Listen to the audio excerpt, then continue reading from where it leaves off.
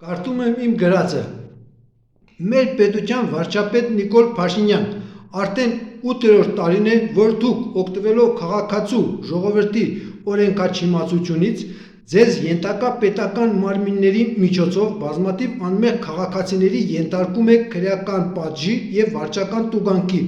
ու այդ անմեղ քաղաքացիներին ժողովրդի կողմից մեղավոր ընկալվելու համար ժողովրդին տեղեկություն եք տրամադրում միայն նրանց պատճառած կամ չպատճառած, բայց շինծու վնասի մասին, որ վնասը չնչին է այդ նույն գործունեությամբ նրանց ապահովված օգուտի համեմատ, որ իրավիճակն այսինքն վնասից օգուտի ավելի լինել է, օրենքով քաղաքացուն դարձնում է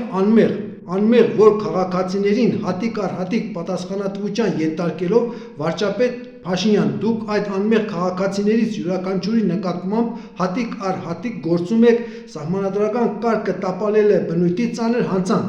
հարգելի քաղաքացիներ, այն գործունեության մասով, որի համար ձեզ ենթարկել են կամ սպառնում են ենթարկել